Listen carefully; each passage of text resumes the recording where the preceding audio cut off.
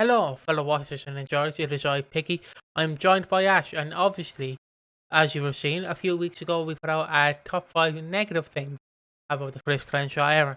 Well, I was supposed to do a solo video where I was going to detail the top 5 best things, but I'm not very artistic, so I stumbled my words and I flopped around the place like a fish, so it didn't really work. And I delayed it, and I delayed it, and then I went, Ash, can you join me? And Ash went, no. And then he joined me. And that's how we have it now. So I had to pay him like 50 quid, but he did join in, so that was good. Exactly. Look, But our yeah, day rate gets higher and higher by the day. yeah. But what I was saying, Chris Clenshaw, we thought was leaving at the end of May. It turns out he leaves this Friday or Thursday if it gets released early on the iPlayer. I mean, as and when this video comes out. Yeah. When this comes out, he has left. And obviously, we're going to detail the top 5 things that we like about the Chris Clenshaw era. Do you want to do a quick spiel about it, like what this is going to be, or shall we get into it? I mean, just generally, if you're expecting, I mean, I've already did the negatives, so this one is firmly going to be back in the positives. But also, these these points they're not the most constructed over time. Like these are just more so. These are 5 things that we typically believe is the best thing about it, and this is coming from 2 people who pretty much. The soap fandom was ignited by the Chris Clenshaw era once again, where after some pretty rocky years in pretty much 2018 to 2022 in my eyes, even 2017 probably in there. Like after a rocky couple of years in there, it really did kind of take the plastic film off, and you go, wow, this looks great. This was here the whole time. It's like yeah, you just needed to shave off some of the edges and make it a little bit better. But 5? We have to have done. What'd you say? Sorry, you cut out. I was saying it's a top 5 for both of us. So. Yeah. Previously, Ash would have done a Christmas one for EastEnders from 2013 to 2023, and then that's one. And then he would have done the top 5 negatives and maybe a Hollyoaks one in between. I did do a Corrie and a Hollyoaks one. Yeah. So. Sorry, when you say curry, I think you're saying curry, so I'm like, oh, curry would be nice. Of course you do. Yeah. Because I'm fat. So without further ado, because mainly, if you just to peel back the card, mainly it's going to be Ash detailing his points, so I can think of my points, and then, that's mostly going to be it. So Ash will be doing all the entries, and then I'll chime in.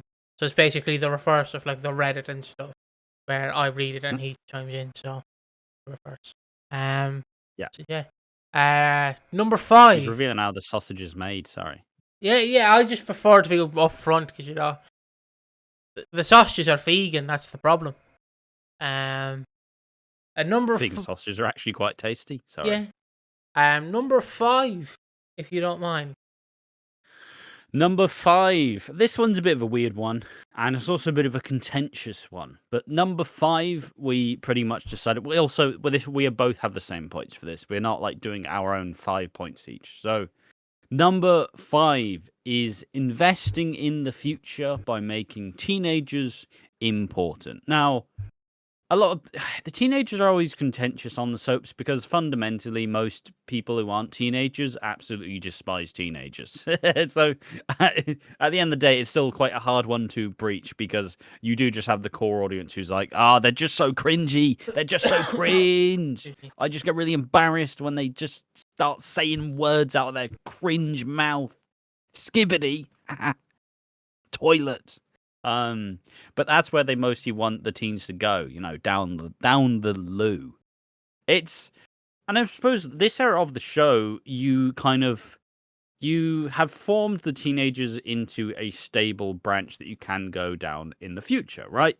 Where in previous eras, the teenagers you had Tiffany and Keegan, which works. Bobby was never really there. He had a decent chunk of stories, but he was never really there. Dottie, who, wasn't fantastic either. Obviously, it's not really going to compare in comparison to like the Lauren, the Jay, the Peter, the Abby, like that, the Lucy, that generation is going to be hard to kind of, it's going to be hard to kind of pull off.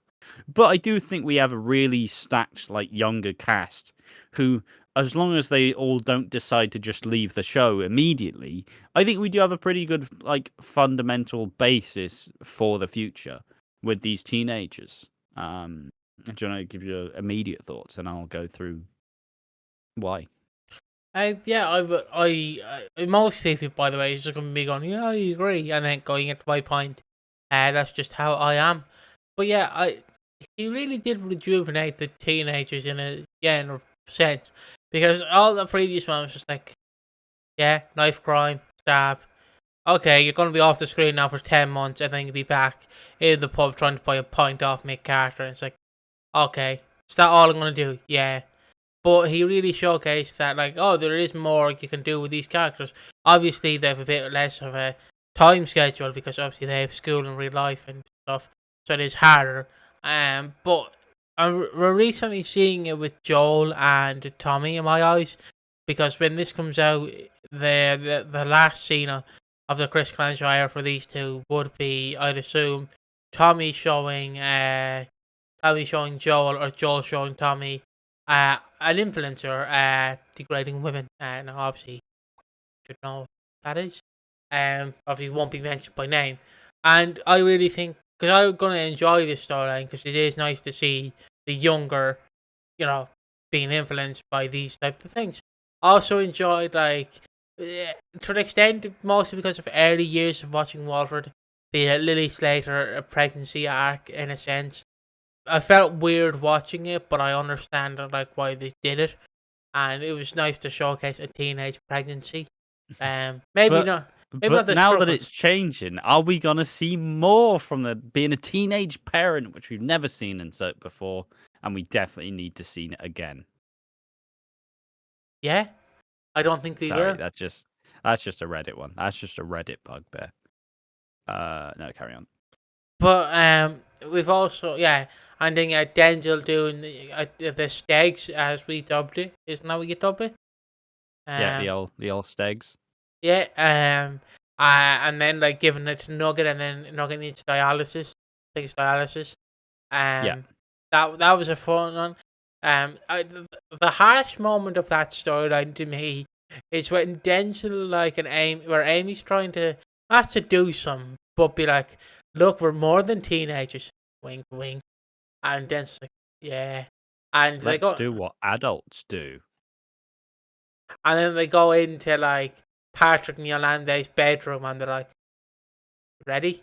I'm gonna show you the top 5 reasons why. And then it's like, okay. And then he can't get a stiffy, and it's because you're fucking scars, Amy. And it's like, oh my So, god. whoa, yeah, it's crazy. But it really, like, I really enjoyed it because you just show that teenagers are dicks, and they are gonna fuck up, and that they will have to cope when they're an adult, looking back at these times in their life, being like, damn, I shouldn't have done that. I shouldn't have done that. And then obviously you should laugh at it and be like, you were an idiot, but you've hopefully matured. Some people don't. Like we've all been there, right? It's a very, like, it's part of growing up. You do stupid stuff. You do stupid stuff. You have to, you have to face consequences for your actions. You do stupid stuff, and then you move on. You realize what you can and can't do.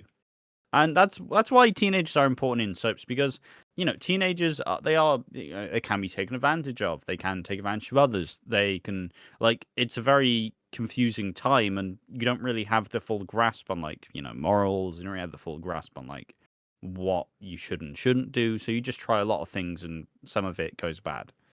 But it shows, like, how impressionable teens can be, and you can get away with a lot of stuff as a teenager, but that you can't get away with as an adult. So it is still interesting to have these teenagers, like, go through these sorts of things. But, like, a lot of these characters have somewhat become very, like, some of my favorite, like, teenagers on the show in general, because pretty much every single teenager on the show has actually gotten a big storyline, with the exception of Will Mitchell, kind of, but he also had the stuff with Stevie and Janet. But you know, um, other than those characters, every one of them has had a storyline. I suppose Ricky Jr. as well. Well, Ricky Brannon, I don't whatever he is, Ricky Mitchell, who cares? Anyways, it truly has everyone like Amy Mitchell's, the recast into the like depression and self-harm and the anxiety, and then you have the scene where she's having like family therapy, and then Roxy shows up and the weird like futurist like some weird but cool thing where we get to see a version of Roxy Mitchell that we would never get to see unless they kind of reverse fate and unkill her off. You obviously have Nugget, who had his relationship with his family, where he was pretty happy and content with Suki coming out, as very supportive. But then, when Nish kind of drove his claws in as well, and now he was a bit of a prick, really, just a bit of a prick to everyone. His steroids into the dialysis, the fatal circumstances, Denzel with his the Sem storyline and his relationship with Amy, his relationship with Kim as well, where he was, whilst Kim was going through a lot of her anxiety, he was there supporting her, getting her to do breathing exercises. Lily Slater, probably one of the younger characters in this still, but teenage pregnancy, into both grappling and trying to deal with her family's and Stacy and Jean's mental health. Sorry. There's someone else who I am forgetting quite quickly. Tommy as well, with his abuse towards Kat, which has still been an interesting angle. And it's interesting with Tommy because he's a pretty broken home family life, and he's seeing about how he goes through it with being the son of Michael Moon, who ultimately, was a raw bloke, He was a manipulative, scheming, narcissist, essentially. So, and even with the inclusion of Joel, with the storyline that not many of us really want to see, but still, it's important to see portrayed, and it's important to see how they do this sort of, radicalization of, young men, where they are getting swayed along, toxic masculinity.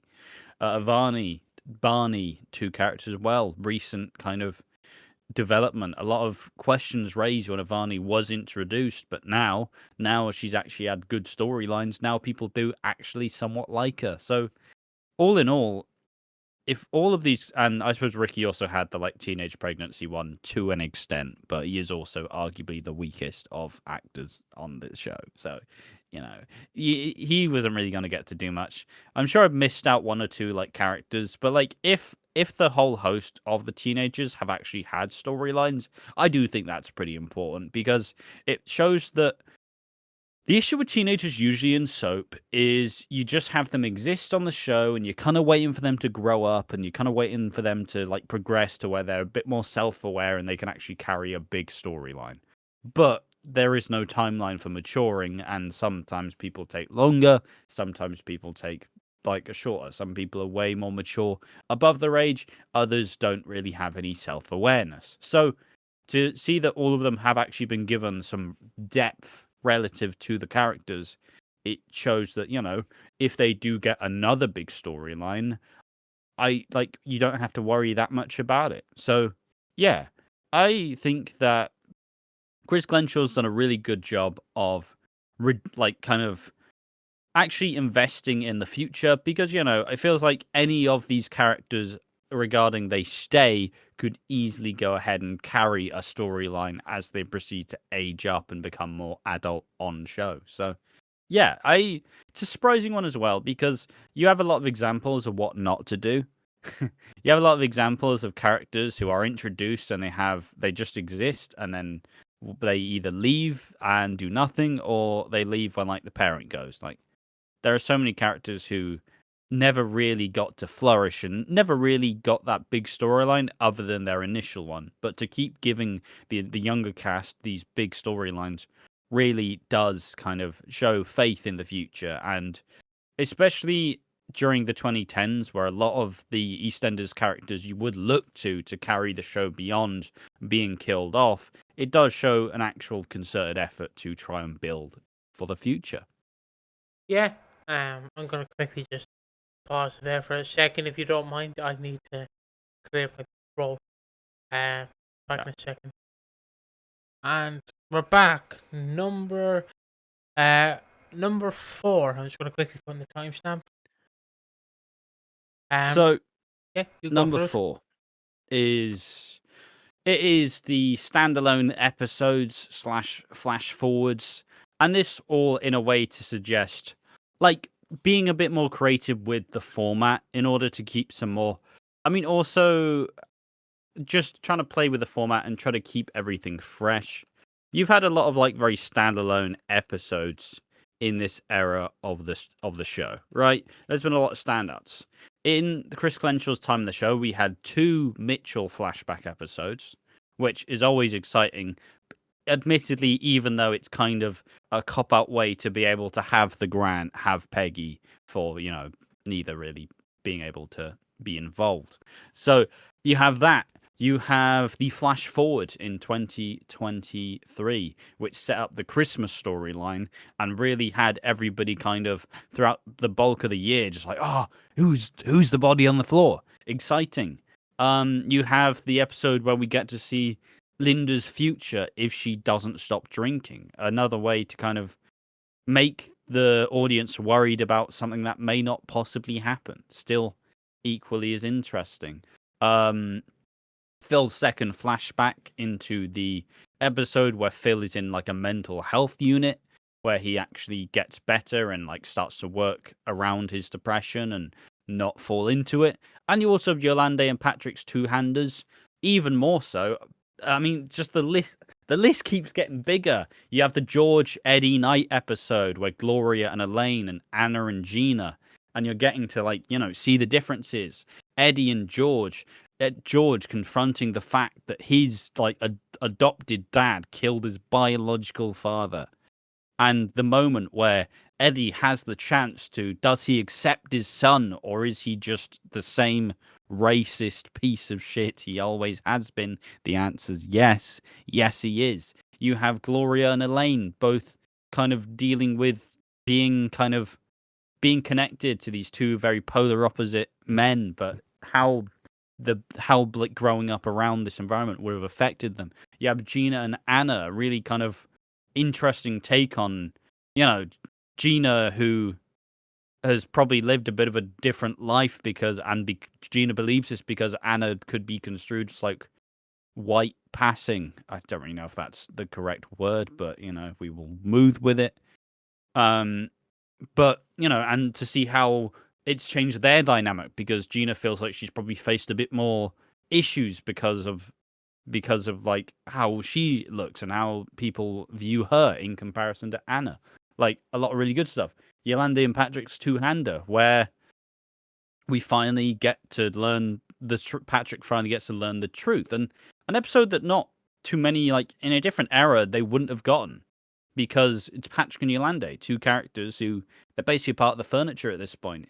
Yolande was axed because they couldn't figure out new storylines to give her, and then they bring her back and make her everybody's favorite, like grandma, essentially.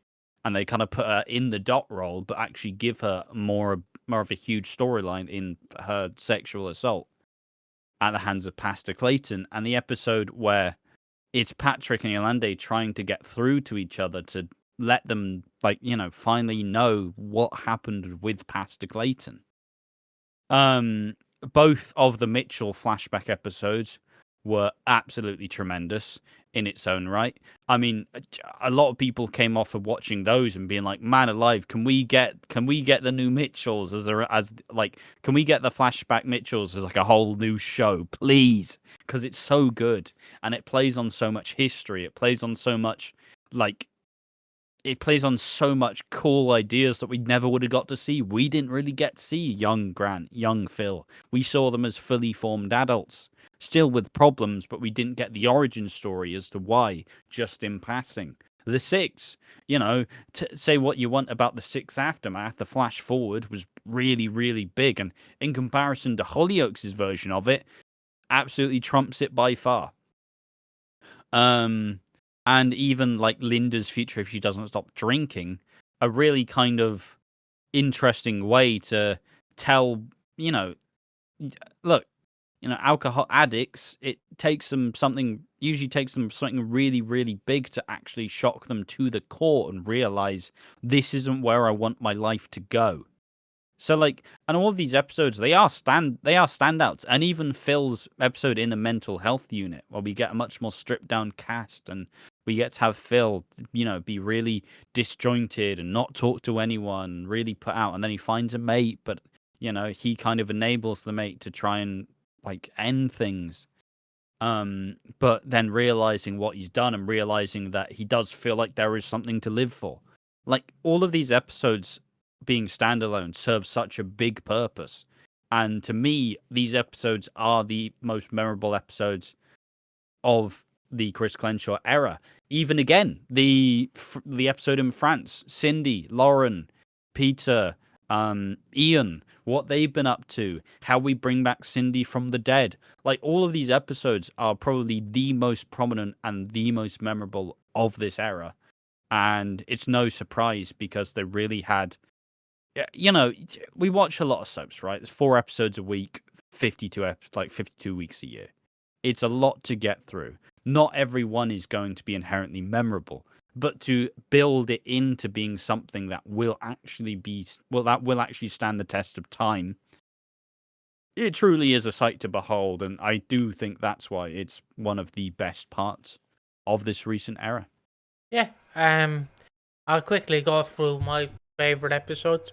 I still think my favorite episode is the George and Eddie night one, just because it shows the perspective of an older generation.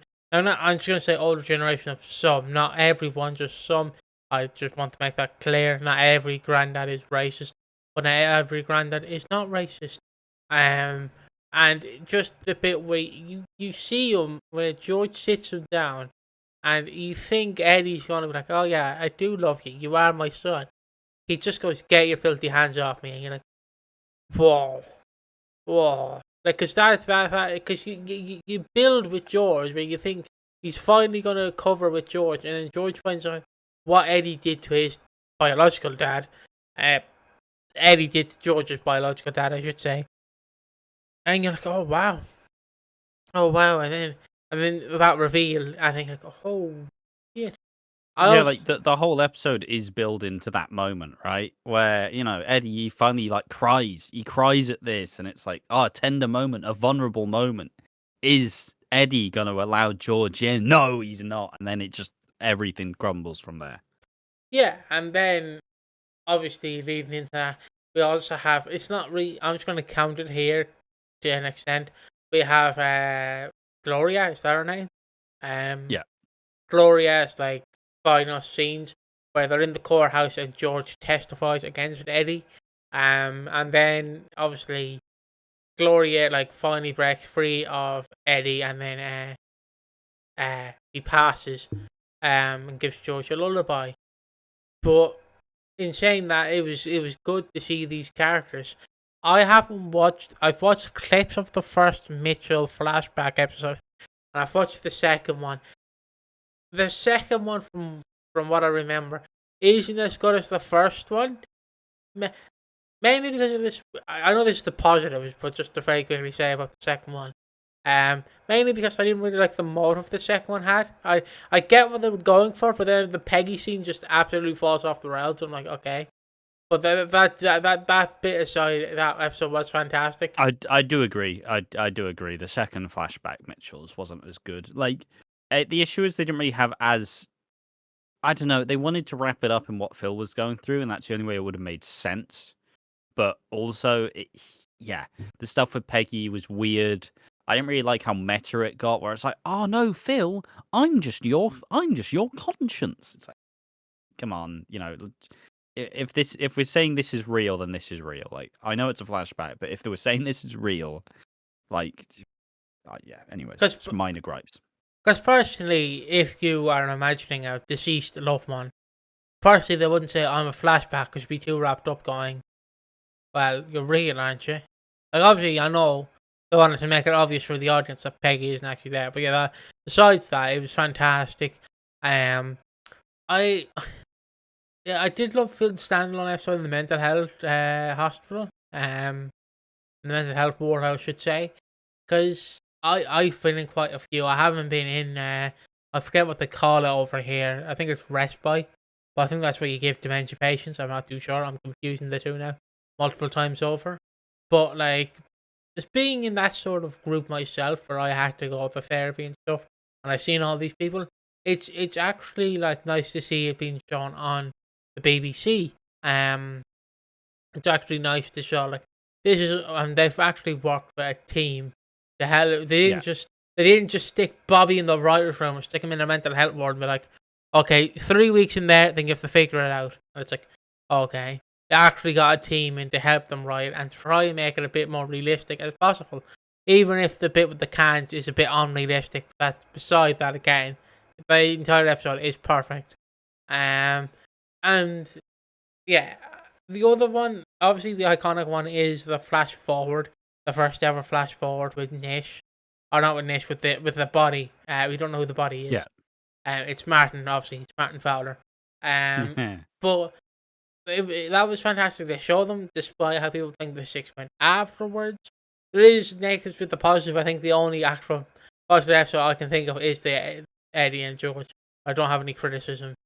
But for all the other ones, they are good for what they do. I especially love where we find out why Phil has a bullet, which is because of Eric. His dad said one day you might use this, or something like that. Because if you don't know, in context, in the show, YouTube, this is a show, by the way, not real life, this is a show.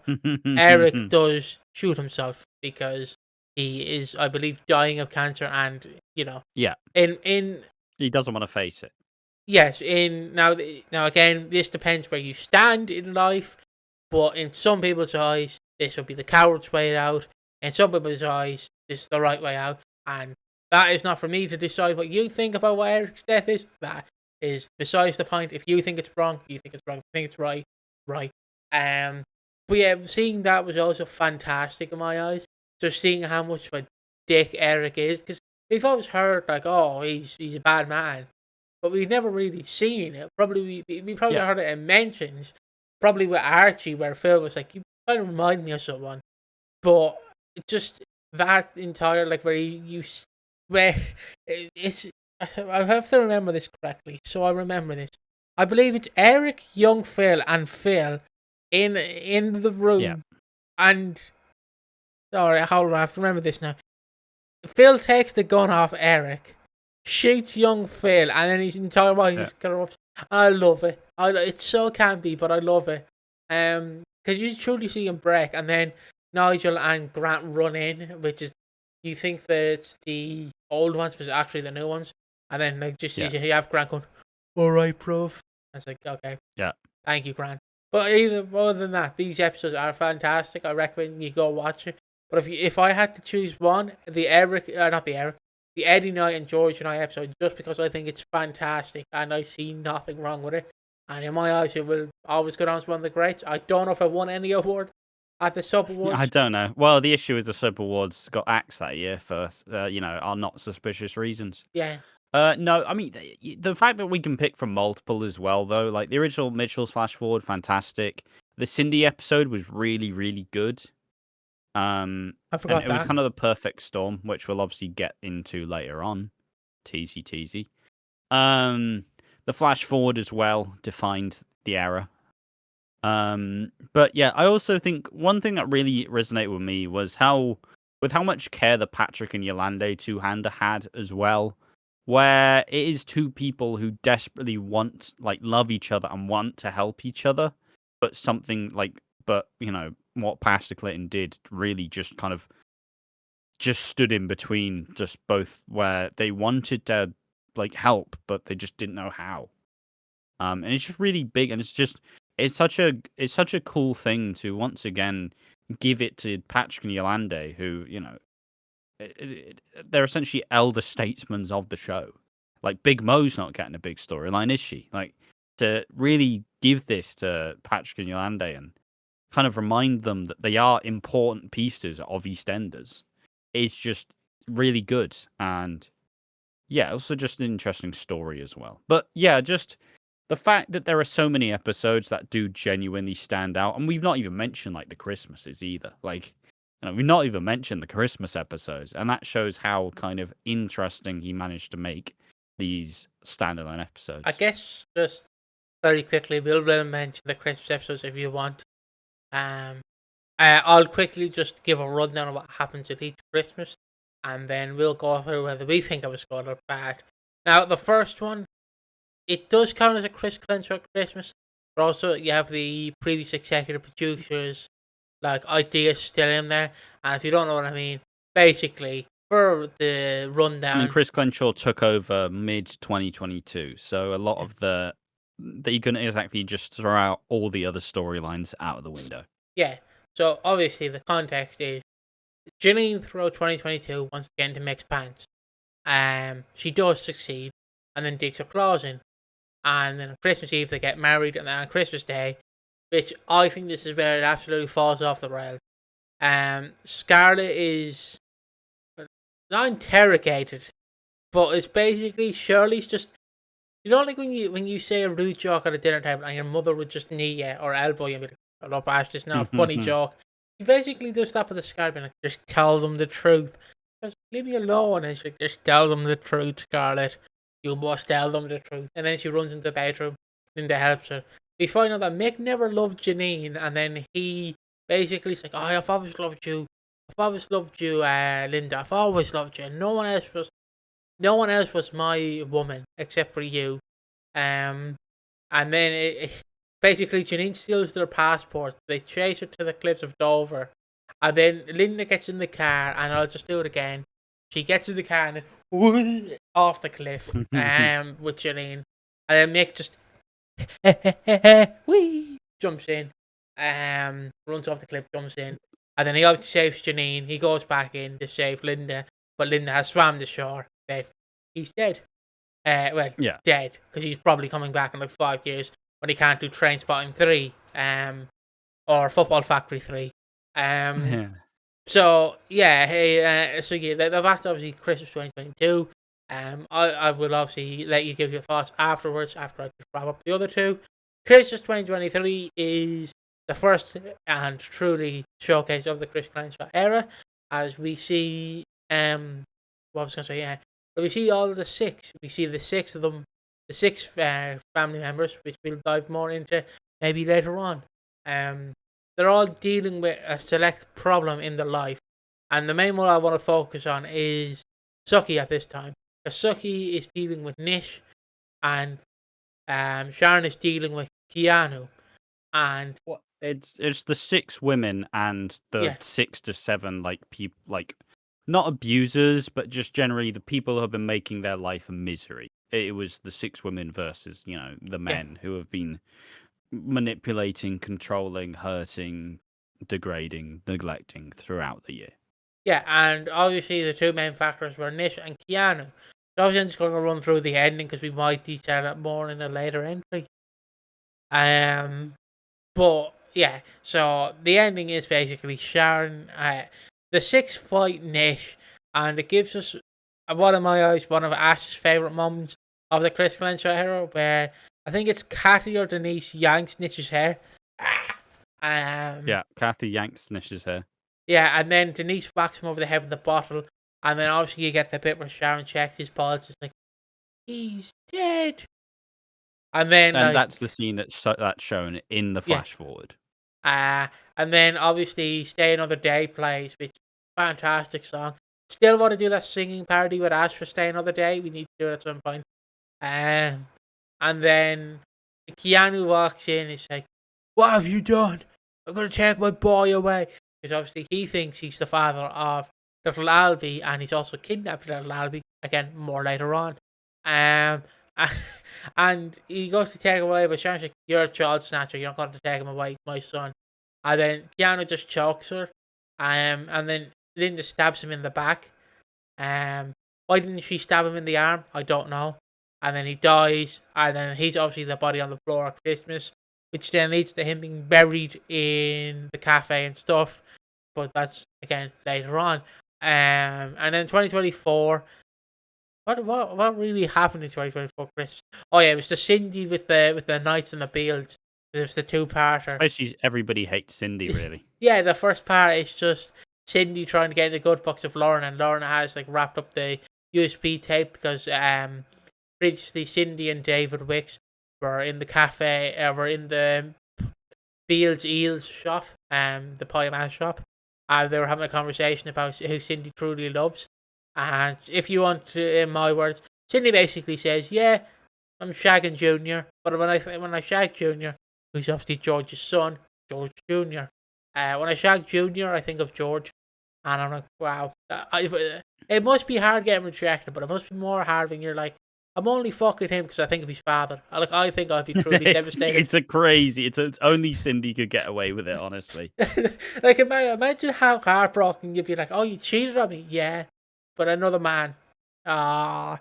And I think of his father. Oh, Jesus. And then, yeah, it's revealed. And then, like, the second part is basically Cindy going, all right, you, fuck you, bye. And then just, you're all shit. Why don't you go cry, Peter? Why don't you go cry that your little mommy has left you again? It's just, the more I look at it, the more funny it is. And she just shits on all like 7 or 8 of them. And, and then leaves. And then we cut to the Beals house where, and this is the first time I've actually seen Ian be dominant in some way. He basically grabs Cindy by the hair, drags her out into the square and goes, find yourself a home. And she's walking around the square and then she's back with the shovel. That is basically what happens. But I recommend the second part, just when she tells all of them to go fuck themselves. I think that's fantastic. And that's basically all for the Christmases. So do you want to quickly go through like what you thought of them, and then we'll continue on? 2022 I thought was quite contrived. I thought there was a lot of... I felt like there was a lot of crossed wires in the Mick Carter exit, and it kind of... In the same way, I also think it was the perfect way to have him leave, simply because he was just... You know, it's like, oh yeah, I'm going to get in Janine's face and I'm going to throw her around a lot. It's like, okay, that's a bit weird. And then you have the reunion of Linda and Mick, and it's like, oh, they're finally back together. And then instead of actually enjoying the happiness, they go, yes, but Janine must pay. It's like, all right, then. Obviously, I understand they need to facilitate Mick leave, and there wouldn't be a really good reason to have Mick just up and leave. So ultimately, they had to make it happen.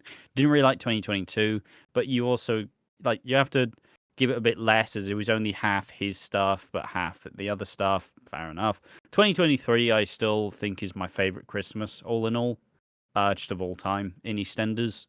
I think it's a very strong episode. I think it was the perfect culmination. But I also, obviously, it was the first proper year. This was us during our breakthrough period as well. So there probably is a bit of momentum that was just on side. And then 2024 was also kind of questionable. The Cindy stuff getting the Christmas storyline was a bit odd. But to be fair, I don't know. I honestly I view Chris Clenshaw's Christmases as some of his worst contributions. I'm pretty sure in the biggest failures, I think I dubbed it as the questionable choice of Christmas episodes. Yeah, because I do agree. But I do love 2023 Christmas. Yes, I do agree with the 2024 one. The only reason I like is obviously for the second part again, where Cindy absolutely demolishes the entire families. She does yell at literally everyone. And then she's like, but I'm the victim. I'm the problem. I'm the victim. You guys are the problem. And then I basically believe, I don't know whether it's in the Christmas episode or it's near the 40th, but she basically just goes something and goes, yeah, you have a tiny willy. I'm like, okay, fair enough. Just, yeah, you were not a great shagger. And I'm like, okay, thank you, Cindy. But also on the 2023 Christmas, 2022 Christmas, I forgot to mention we have Alfie trying to derail Kat and Phil, and he goes on the roof, and Freddie accidentally pushes the ladder away, or he kicks the ladder away, and then Phil walks out and just goes and walks away. Which there's something funny in all three of them. Which obviously I think the Alfie one is the bit that I liked the most about 2022 Christmas, just because Phil just laughs and walks away because he's stuck on the roof. But yeah, 2023 is arguably the best one of the Chris Clenshaw era. I think that's all we have to say on the episodes. Do you agree? Do you? I agree. I agree. So next up, put the camera on you again. Next up we have number 3. Let me just get the timestamp. There we So go. for number 3, this one you'll obviously have heard me talk about it a lot. So prepare your soundboards. Number 3 for me is refreshing the tired crime format into family-based drama. You will have easily have seen a lot of this kind of talk. Like you've seen me mention this a lot, but it's simply saying in comparison to the previous era, Chris Clenshaw's era wasn't nearly as crime focused. If Ben Mitchell 2019 to 2023 is your favorite character, then ultimately you may disagree. You may miss the more crime focus because the previous era was a lot more like crime and a lot more was just very. Yeah, it was a lot grittier. I keep describing it as it was a very gritty era. There was a lot more crime-based drama. There was a lot of Ben Mitchell being involved in crime. There was a lot of Phil being involved in crime. There was Officer Keeble. There was kind of Stewart as well in there. Just a lot more issues that were based in this crime, which is fine, but you also have to have it be good. I mean, I always use the example right now because it's an easy one, but you don't want to be like Coronation Street where you introduce 2 or 3 prominent like police officers and then suddenly you're in the cop shop every fucking week because you have 2 police officers and you need to have crime for them to do their job. Like, you don't want to do that at the end of the day.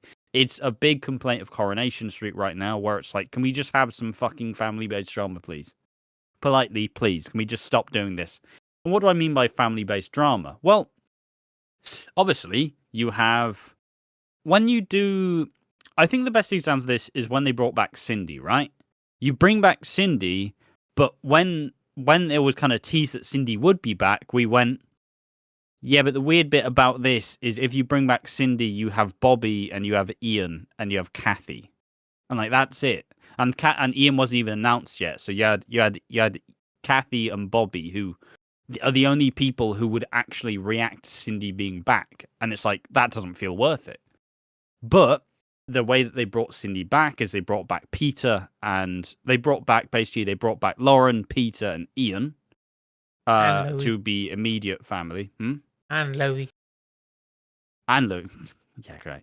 And obviously they brought in the Knights, which was Cindy's other family, which is what she was doing when she left. So now you have a whole more different host of characters who have a vested interest in Cindy as their mum, as their partner, as their ex. And suddenly now you have more people to bounce off of and more people to like have problems be caused with and have issues happen to Cindy and have people to react to her. Imagine 2024's Christmas, but with just Ian and with just Bobby and Kathy and Ian.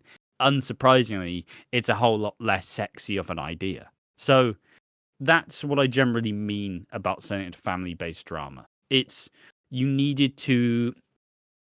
I mean, it's a general thing, right? Where they did do a lot of. I keep saying this, but in the 2010s, they did do quite a bad job of just killing off characters with big potential. Like the Abbeys, like in the 2020s, they killed off Lola, like Derek Branning, like Michael Moon.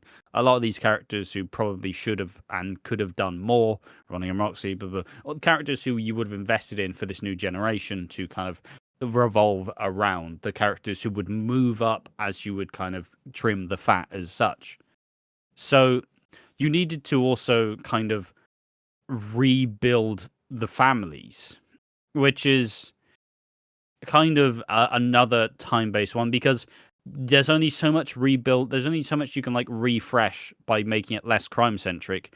In turn, you do have to have more family members to react to because ultimately, it's like I mean we can look at most of the inclusions, right? The Brannings. Who did the Brannings get? Well, they became this somewhat joint family with the Trumans and with the Foxes. You have Jack and you have Denise, then you have Kim, Howie, then you have Patrick Yolande, then you have Denzel, and then you bring back Chelsea, and then you bring back Lauren and Penny, which now is a much more full family with many different assets you can take the show.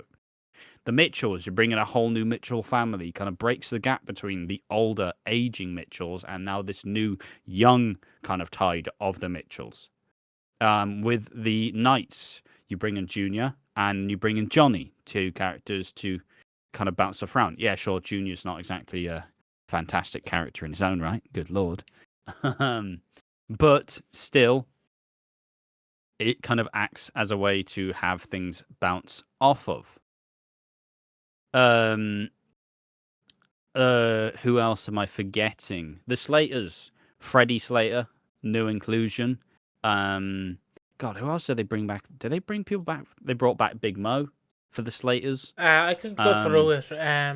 But I think we have this for the the next one. But very quickly, for like the Slayers, they only really brought back Big Mo and Freddie, and that was it. Sorry, that was very underwhelming. You thought I was gonna have a giant list, didn't you, people? No, it's only two.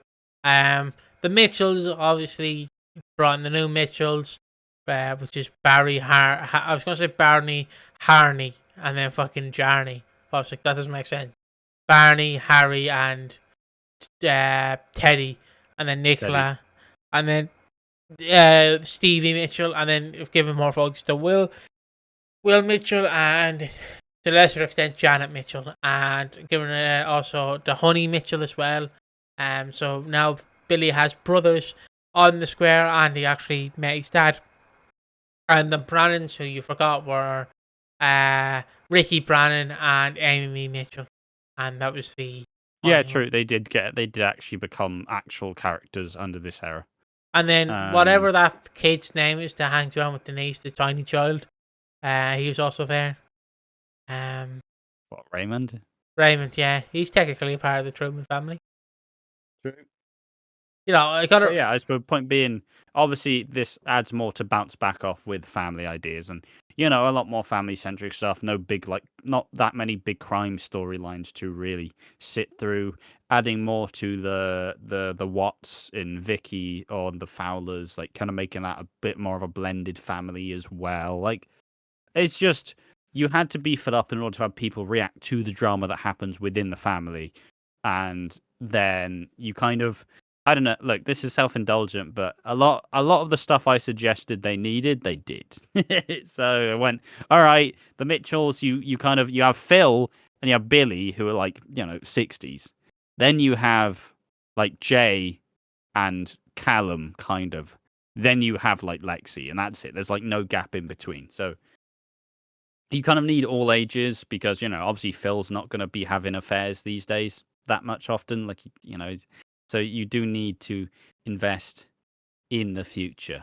So I also forgot for what is Lexi's family? What are they called?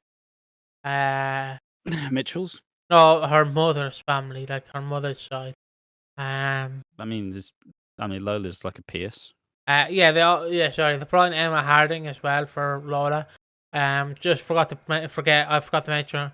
I also for the Knights, I forgot to mention they brought in Tyson as well, and for Rocky they brought in his long lost son Jasper, for the Fowlers, and they also brought in Reese for the Fowlers, and they brought back Bianca for the Fowlers, and they brought back Bex for the Fowlers, and then obviously Vicky, Joel, and Ross. So yeah, that's all the families, the new inclusions as well. And yeah, my favorite of the families is obviously Emma Harding as a meme for this channel. But in all seriousness, I really think they really did rejuvenate just turning the families into actual families. It's funny saying this because at time of recording, the bloody Slater family has been Thanos snapped by the rumours that have been going around. Obviously, we know Stacey's leaving and stuff. But also now we heard that Freddie. When this comes out, we'll also talk that Freddie's leaving. Yeah. So yeah. So basically, this point is being backed up, and then it's just being thrown out the window by the next executive producer. But he is possibly bringing back Zoe Slater. So you lose. So you lose Freddie Slater, but you gain Zoe Slater. So is it really much of a loss? Yeah, you are also losing Stacy. But Yeah. yeah, it's just, beefing up the families. It felt like you needed to rebuild, right? Because so many were dead on their feet. It's like, oh, who reacts to Jack? Denise. Denise and the kids. Oh, yeah, what about, like, Max? Nah, he's not about anymore. Okay. Oh, who reacts to Phil? Like, Billy. Maybe. Like, it just, you can't really have this big family drama if they're also disconnected from one another. And to kind of add that unity, I mean, like, families stay on shows for years, but, like, if you have a character so isolated by themselves, they're probably next on the chopping block, a la Felix. So, yeah, that's number 3. Refreshing the tired crime format to family-based drama and kind of beefing up the families. But this one also is a nice little fluffer point for number 2. Just basically let me get the timestamp. You go into number 2 now. So number 2 is going to be one thing we dubbed. We dubbed Chris Clenshaw Short Stint Clenshaw. And it's just going to be along the lines of rejuvenating characters and kind of getting them back to where they need to be. So with Chris Clenshaw's like taking over, it did culminate in him. Obviously, he probably knew that he was going to get a big run up to the 40th anniversary. So you had to do a bit of nostalgia. You had to bring back some favorites from before. But likewise, it seemed like he was very caked in some like 90s EastEnders nostalgia and did want to bring back characters from that general era. There's no shocker that he, like I said, Chris Clenshaw's favorite era, probably the 90s of EastEnders, let's be real. So many short stints, both in returns and both in new characters, but a lot of the short stints were done in such a way that even though they may have only done 20 episodes, it was 20 episodes like hung out like over 3-4 months. So, I mean, the two immediate like things you can point to this is Stevie Mitchell. You bring in Alan Ford, pretty prolific film actor, doesn't need EastEnders whatsoever, but still offered to join as Stevie Mitchell, now a patriarch of these new Mitchells, and would interact with the current Mitchells. He was introduced, and he did such a good job of establishing himself as a beloved character. But when you think about it, he only really did 20 episodes. So, like, when he left, everybody was sad because we had so much good stuff to work with. We had his relationship with Mo. We had how he reacts to his, like, side of the Mitchells. We had his stuff with Billy. We had his stuff with Phil. We had his stuff with Will. Everybody was involved, and I'm sure all of them were like, holy shit, fair play, Alan Ford, legend. And by the time he left, he had funny moments, he had sad moments, he had, like, happy moments. He had it all. And he only did 20 episodes or so. Yeah. Then you have Gloria Knight in the same way. Gloria Knight, who, she may have made some bad decisions and she may have enabled her racist husband, but it's all she knew. And so when she finally kind of strikes out away from Eddie and wants to desperately avoid him, and at the end fully goes, no, George, like, I may have done some bad things, but I do love you. And so when she dies, a lot of people they just cried their eyes out. Because she was this sweet, gentle mum who like has made some bad choices, but the love for the son she had, it didn't like define, like it didn't matter in the end. And then you just have, I suppose you want to talk about those bits first. Her name was Julia, right? Or Gloria. Gloria. Bloody sorry. I nearly cried because I was thinking about how wholesome she is. But Gloria, right, what I can say on Gloria is, what makes her fantastic is we find out that she did not, like, it's like when you're in a nightclub in a sense, and you are with that mate, but he does some dodgy shit in that nightclub and you get thrown out because you're just known with him. I know that's a weird analogy, but that was basically Gloria Knight with Eddie Knight, where Gloria is, you think, racist. But she's not. She's just affiliated with a racist. So, because you think, oh, it's going to be bad. And then she, like, in the end, is holding George's hands, like, oh, I loved you. You were like a son to me. Please don't forget me. And then you just have Eddie being like, you're not coming to the funeral, mate. Fuck off. And then that is incredibly sad. Like Gloria was in my eyes fantastic as like what the role the woman had to do. Stevie Mitchell, oh my god, immediately thought of the elephant trick that he was going to do at the at the magic show last year, which was my favorite bit. You want to see an elephant? Oh, on Chip's buckle. Which even if you look at it, and I don't know if it was actually in the shot or not, you can see Steve McFadden, I think, break character. I think Everybody breaks at that moment. yeah, but I think generally Steve McFadden broke character. I generally don't think that was like intended. Um, but it's yeah. Those two are one of my favorites. Obviously, I kind of go through like the next one, which was Emma Harding. She was the very start of the uh, bringing in for the family kind of.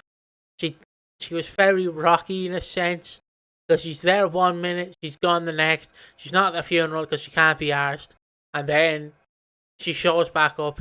Shags fail, never seen again. Like Yeah. I'm just saying that. What dick does Phil have? Like fuck me. Like how many women does this man get? What do you see in Phil? Sorry, I just had to say it. Other notable characters in my eyes for a short stint is Bianca's kind of short stint because she was on and off. And on and off, I mean she was locked in a storage unit like 4 months.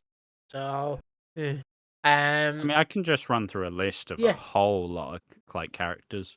Obviously, it brought back Big Mo, who was kind of axed, and she's like, "Fuck it, I retire."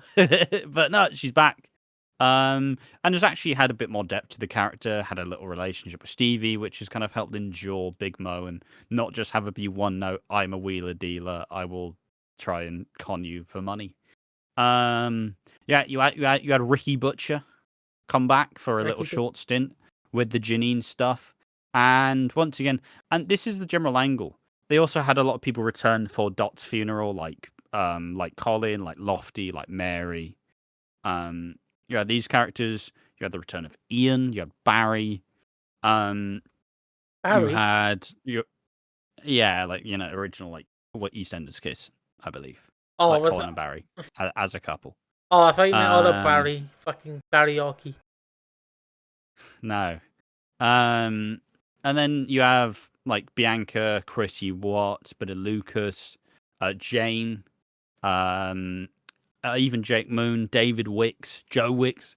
Like the reason why a lot of these returns are viewed as Yolande, you might like these returns are viewed as quite good. A lot of them were quite short in effect, but the way that you managed to make them feel is you would bring back characters who we never expected to return because there would be no reason to revisit. You give them a week, and by the end of the week, at the start of the week, you go, hey, I don't really care about this character. It's probably just going to be boring, isn't it? And then by the end of the week, you go, oh my God, like, I would love to see them back, like, at some point. So it is just taking these characters, painting them, like, putting them with like a fresh lick of paint, and then from there, you go ahead and you make the audience want more. And for a lot of these characters, we definitely want more. I'd love to see a Jane permanent return. I'd love to see a David permanent return. I'd love to see some of the characters from the 80s return. I'd love to see Ricky Butcher return. Like a lot of these returns weren't invested to be like a full year-long run where you get exposed to the not so savory parts of the character. Like I love David Wicks, but David Wicks, by the time he left in 2013, was horrendous. I love him, but hate him at the same time. I was happy to see the back of him. But just having a little week means that ultimately the angle you take this character is it leads the door open for the future. And to wrap it fully to the final point, though, it kind of wraps them back to where they should be, right? It wraps them back to where you want the characters to be eventually. And this can be a different kind of tale where, Kat and Alfie back together in the end. Phil and Sharon kind of teetering towards getting back together in the end. Linda probably still angling towards likely getting back with Mick towards the end. It's kind of it felt like they wanted to undo a lot of the like some of the decisions that you wouldn't exactly adore, some of the decisions you're like, why are Phil and Kat together? Some of those where you just go, maybe we should put them back to where they should be, which I think he's done a good job of. And it helped with the short stints where you then go, oh, so what was Bianca doing? Well, Bianca split up with, who was the Baldy who she was with? Oh my god, what was his name? Why am I blanking? Terry. He- You split her up with Terry, she's depressed, and then she finds Sonia once again, but gets wrapped up with all the Reese stuff, and then boom, now Sonia, Bex, and Bianca are now living it up in Bali, I believe, living their best life. Like, it sets up the potential future for if she does want to return, while still actually giving a fairly satisfying conclusion as to what she's up to now. Just for the context of why they're in Barley, Sonia Fowler's actual dad, I don't know his name, was basically came back to see Sonia because he heard the Barley. No R. Bought a Barley. The reason why is because he's they're only off. Is her dad comes into the show and is like, "Oh yeah, I want you to come to Barley with me," and she's like, "All right." And we find out he's just doing it because he doesn't care. It's like, yeah, just come with me. Yeah. I don't really care. So Sonia, Bex, and Bianca, I think it's Bex, absolutely fucking pounces him into this locker and just locks him in this shed, and they just steal his like plane tickets, and go on this flight. And I'm like, yeah, you go, girls, you go. Just to quickly give my thoughts, because Bianca's the one return where I'm iffy on it, because it's, as much as I like Terry and Bianca, and as much as I disagree with them breaking up, it wouldn't really work if Terry was there. The whole Bianca like gets kidnapped and locked in a storage unit, it wouldn't really work, because Terry would be the one who'd be like, yeah, you're a bit dodgy, aren't you? And then, like, obviously, would you want to be locked up in there with Bianca and Terry? One of you is going to get whacked with a bucket, and it's probably before. It's probably you. And yeah, so Bianca's return is weird because she comes back and like she's with Whitney Dean and Zach Hudson, and Whitney's in her own thing where she's trying to get a child called Brittany. Hear me out, trying to adopt her because Brittany lives with a terrible mother, and Whitney basically goes, "Oh, I see myself in her. I want to have it." And then Jack's like, "No, you can't. Think of her child." But she does get it, and then that splits the entire family open.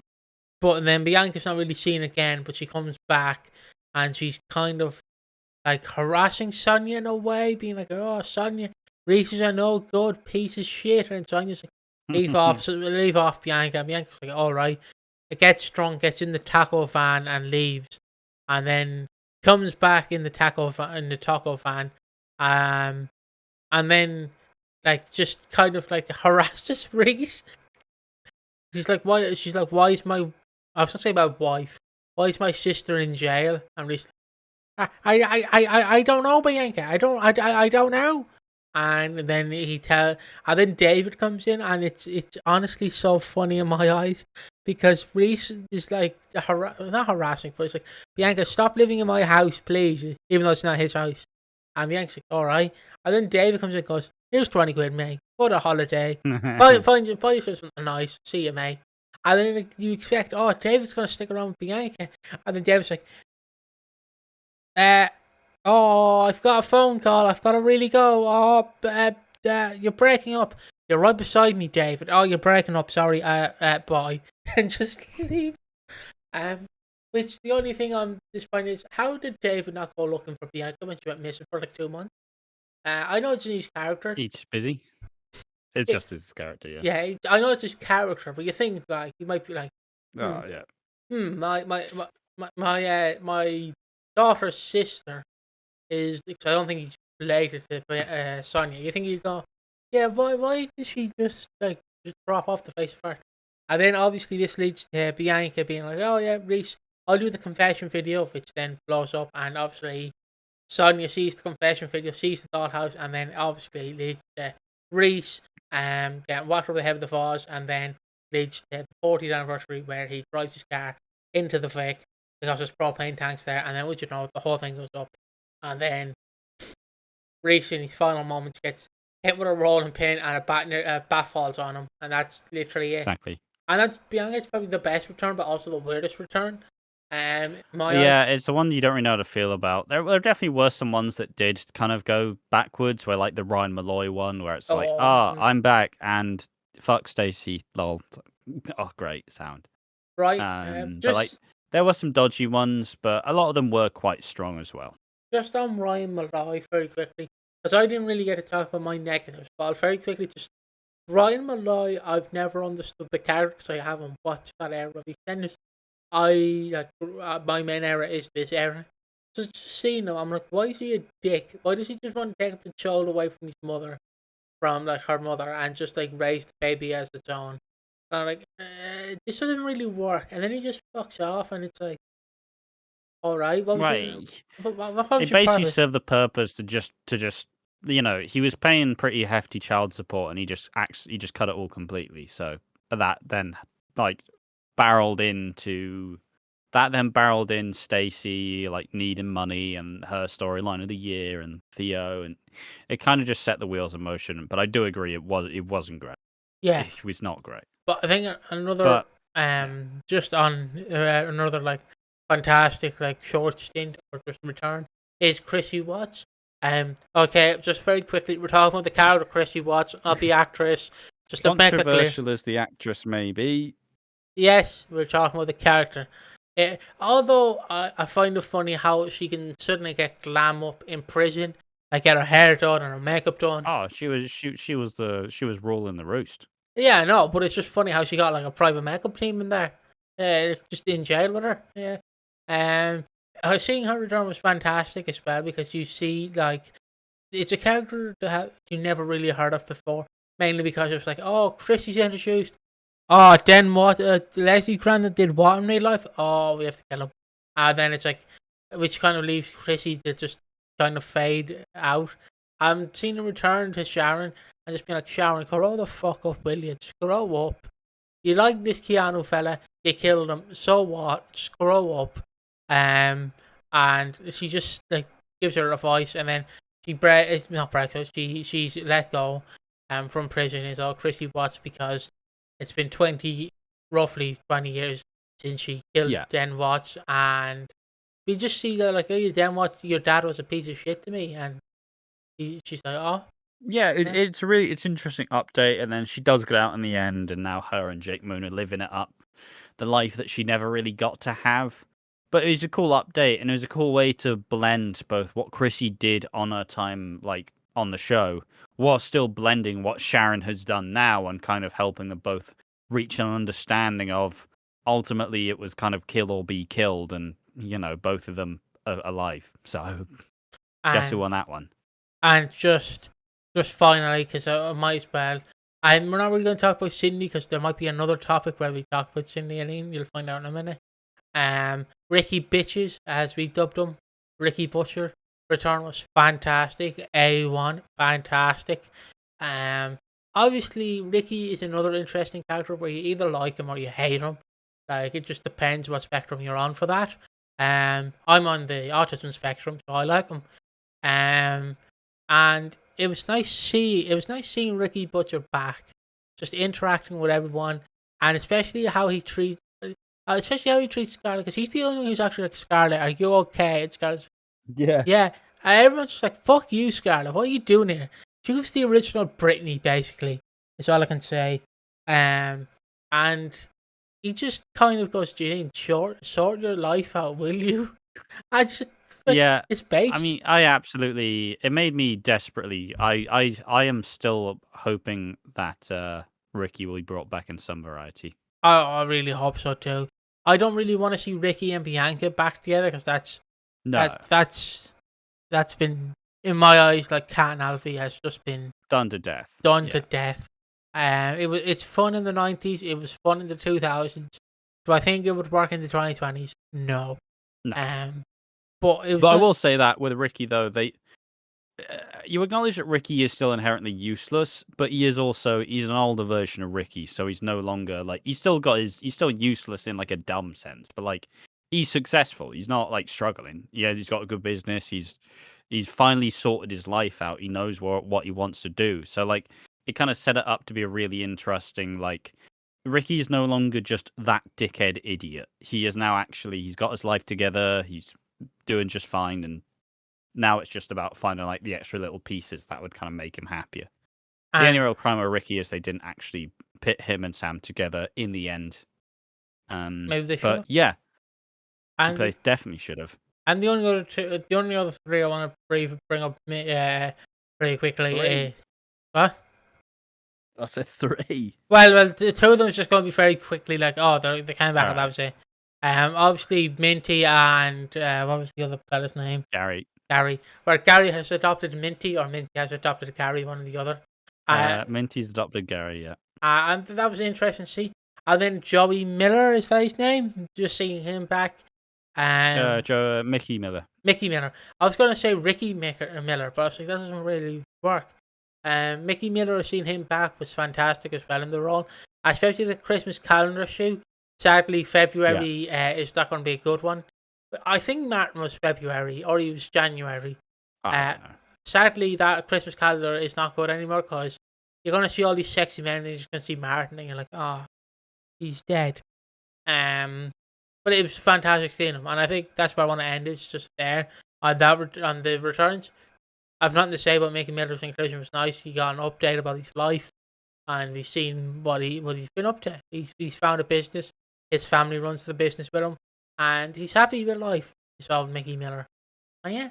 But yeah, so simply kind of revisiting older characters who we never thought were going to be back, and then rekindling them with a cool idea for the future if we actually get there. So that is number 2. I suppose before we get to number 1, just a recap of what we've had so far. Number 5, investing in the future by making teenagers important. Number 4, the standalone episodes / Flashforwards, so staying creative with formats like the Mitchells flashbacks, both times they did it, the Flashforward in 2023, Linda's future if she doesn't stop drinking, and George and Eddie Knight's two-hander, and Patrick and Yolande's two-hander as well. Number 3, refreshing the tired crime format into family-based drama. Number 2, short stints, rejuvenating characters and getting them back to where they should be. And number 1 is 2023.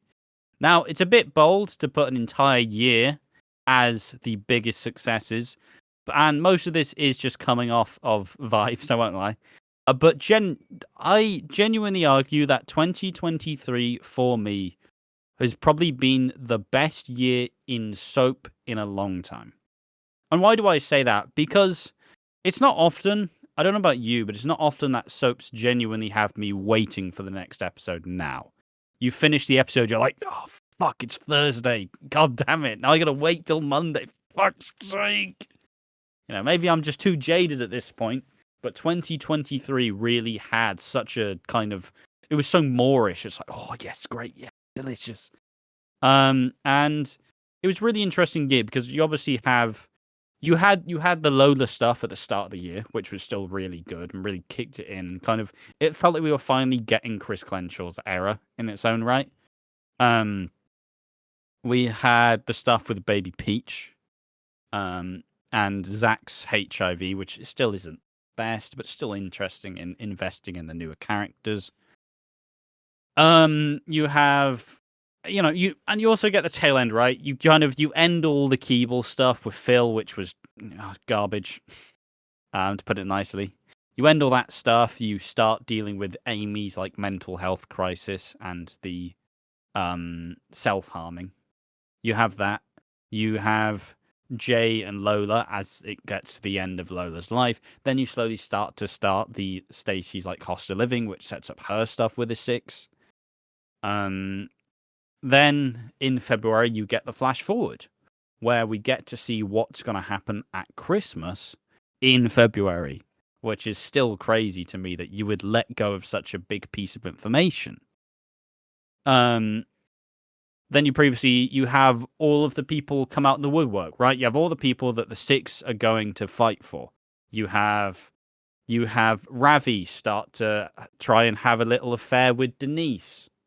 You have the emergence of Nish, and you have them remarrying and like they're reigniting their blessings, and it's going to be a really big important thing. And you have Suki, who was previously the Ice Queen, when Nish is involved, is suddenly, she is the victim of Nish. You have Rocky with his kind of cheeky chappy, how far will it go? Not far enough, as he slowly starts to kind of ruin it all. Jack, who towards the end of the year has a little of, he cheats on Denise with Stacey Slater. You have Keanu, who previously returned, but now with a bit more of an edge. Now he wants to be Albie's dad, but slowly through the year, he just keeps doing worse and worse things in order to try and keep Albie. He kidnaps his own son. He orchestrates a fake kidnapping. He alienates his family. He nearly hits his own mum to show how far he's gone. You have I'm forgetting the last person. You have Dean, who comes back, perennial hated character who is so easy to hate because the character is just so despicable. Will Linda finally get the justice she deserves 10 years on? And then you also have the Cindy Beale. You have the Knights opening. George Knight gets a hero's welcome. Oh, hello, George. He's a boxer. He's a cool, prolific boxer, but he's also a nice guy, and he's also fixing all the problems on the square. He's such a cool guy, is George. They introduce the Knights, who slowly start to form their own dynasty, merged with the Carters. Then into Cindy's return from the dead, only really happens once a decade in EastEnders. So Cindy's back, and now she's going to be a big figure of the show, with Ian, Peter, and then Lauren slowly behind them. Still massive returns to kind of reignite, now establish this other connected family, like the 80s with the Beals and the Fowlers. You have the Beals and the Knights, this big synchronicity. They're helping each other come together. And you also had kind of the start of the end for some of the characters who may be tired. Whitney departed, I believe. Was she in 2024? Was she 2023? Yeah, 2024, because 2024 again is where the Britney stuff happens. And upsets a lot of fan base. And just all of this to all build up dramatically, all to culminate at Christmas, is just a truly remarkable feat of achievement. And there's also a lot of other stuff in there. You have Yolande's return, you have Tommy Moon, you have Freddie discovering who his real dad is.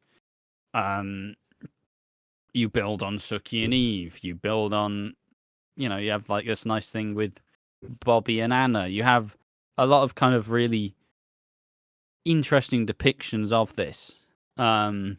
You have a bunch of short-term returns as well to kind of facilitate what's currently being put on our screens. I don't exactly have the secret sauce. I don't have the one that's going to secretly convince everyone that it was a really fantastic year, but just my opinion that for me, 2023 is the best year in soap for a long time. I think I can add to it, and yes, I'm right back on my tracks. I'm trying not to fall asleep. So if I fall asleep, I'm sorry. Do you want me to sit up, Ash? Just that. Probably do that. All right. Never worth the risk, were you? Yeah, my thoughts, just like that. My thoughts exactly. Oh, jeez, I nearly opened the wrong tab. The port nearly came out. My thoughts was, so 2023 is a fantastic year. But since we started YouTube together, YouTube channel together, which had its rough patches, we can say that much. Had its rough patches. Then I had more rough patches, and then I had a leaf problem, which I'm not going to get into. But hopefully you understand that reference, Ash. And then had a rocky Christmas, and but it was fantastic nonetheless. Obviously, how I try and convince people is just watch the Cindy and Ian episode, where we see Cindy in Marbella No, not Marbella. In Yeah, yeah. France. Yeah, they Um, were in France. yeah, France with it's Marbella's not France. It's out in fucking Spain, isn't it? Marbeilla's in Spain. Yeah. Trying Marbeilla's to, where her and George had the pub. yeah. Oh yes, and oh yes, now I remember. Guys, there's 3 flashback episodes in 2023 or 2. There's one actually. Sorry, there's one where we go to 2014, and they obviously wanted to make George look younger, so they put a fake mustache on him, and it's so funny. Yeah. 'Cause you just see him with his little tash, and he's like, "Oh, where are you going, Sydney? I'm leaving." But I do recommend one of the campiest scenes happens in my eyes in EastEnders. That's saying something, but especially how 2024 had Koja falling or jumping off the balcony. Um, um, so yeah, if you're wondering what it is, it's the end of the episode where it's revealed who Rose Knight is, and obviously he rings her, and obviously her name's Rose. So what do you play? Seal, a kiss from a kiss from a rose. And then he Yeah. sat there like, oh, Rose, pick up, baby. The more I get of you, the stranger it feels. Obviously, it's, I believe, edited out on the YouTube or like other uploads because copyright reasons, which people don't seem to understand. So, like, why isn't the music in this? For obvious reasons. It's obvious they can only put it YouTube in. is a fickle mistress. Yeah. But I fucking, it's my fave. She's just sat there, and he's like Max when he leaves in 2021, where he's just sat. He's like booty calling her, and he's like, "Pick up, Rose, pick up." And then it just cuts to Rose Knight, who's Cindy, just going, drinking her prosecco, and then like we hear a kiss from the rose, but obviously she doesn't, and it's just, he's so sad. And I laugh at it every time. I shouldn't, but I do. And I would recommend the Cindy and Ian solo episode of them in France. I really learn a bit more about Ian, and like they're trying to hide the fact that Lauren doesn't know that who Cindy is yet, and then she obviously just find out later in the episode. And Well, she obviously knows. She obviously knows Cindy through Lucy, but not like through Lucy and Peter, but not like now that she's not dead. Like, yeah, and yeah, and then the night actually coming into this square is also fantastic because you have the recast of Elaine, which in the Watching Walford eyes is funny because we've heard a report that the actress who plays Elaine, Harriet Thorpe, apparently like just shows up the set just to be in the bar. Apparently, which is, which in my eyes is funny. Just imagining like her like locked outside the studio, and it's like, I need to get in. It's like, we're filming a very important scene in the Vic. You can't go in there, Harry. And it's like, I'm going fucking in. Just bullet point. But yeah, we've seen her come back. I think you also had Nish trying to buy the thing, but doesn't buy it. So he just beats up the entire pub. Well, destroys the entire pub, and leaves a little flamingo there. We also have again Suki's abuse to Nish, where Suki is being very much controlled by Nish, who does just see her as an object and more of a collector's item than an actual person, which is weird. But that's who he is, and we see him become more vindictive. He finds. I also love this scene. I just remember it. He finds out about Suki and Eve because I believe Priya locks him in. One of them lock him in the shop in the Minute Martin, and he's in the little like janitor's closet, and he's obviously handcuffed. he sees the Yeah, CCTV. he sees the CCTV, and it's Suki and Eve kissing, and but like he's trying to be coy about it, so he's like, "See any women, Suki?" And Suki's like, "No, Nish. Oh, nothing evil there, I see." And it's like, yeah. I think they also did a good job of discarding Keanu Taylor because Keanu throughout the bulk of 2023 was absolutely useless. Oh, But like the further and further he gets pushed, the more like depraved it gets. Where he kidnaps his own son.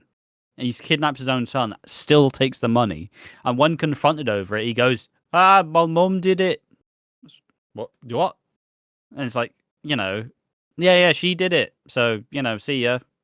How dare you steal my son, dickhead? Like fair.